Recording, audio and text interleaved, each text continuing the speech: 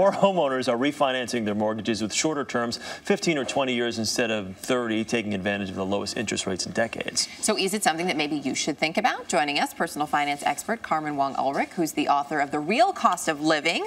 Always nice to have you with us. Good morning, guys. You know, it seems like we hear a lot, this is actually a good move for you in the long run because then you're not spending quite as much money, giving your bank as much money. But is it really a good move? Sort of, maybe. Well, let's see.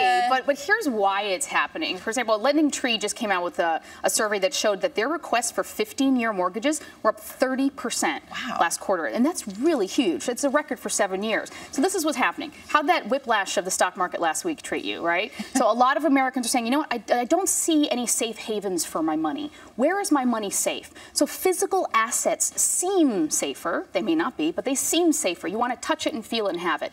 Also, to the stock market, like I mentioned, there's a lack of faith in the American stock market and the ability to withstand the swings. Now, we've seen huge swings in the housing market as well, but again, it just feels more stable. And, you know, also, too, think about this, though. This is all counterintuitive. You've talked to accountants.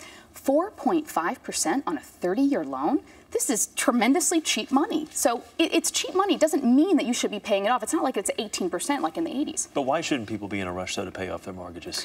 Here's the thing. Simulations have been run over and over the years. You know, everyone from Consumer Reports to financial planners always run this scenario.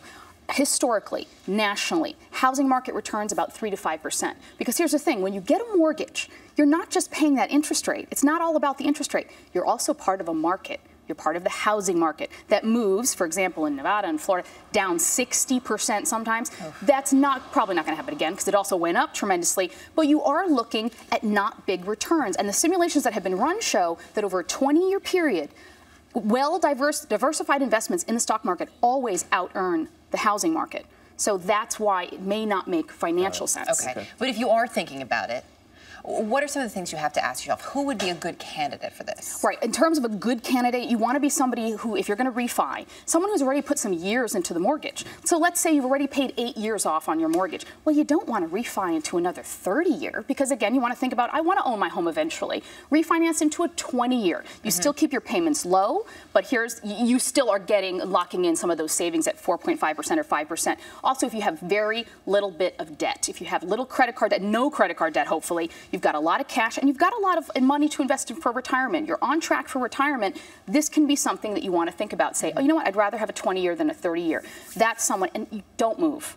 If you're going to move within a couple years, you're not going to enjoy the savings, really. You enjoy more savings the longer you hold on to the mortgage. Any caveats here, though, to the shorter mortgage? Couple caveats. Don't forget closing costs. Like in a state such as New York, between the taxes, we're talking almost 10% of the purchase price. Wow. So those closing costs, you're basically, when you refi, you're buying your house again.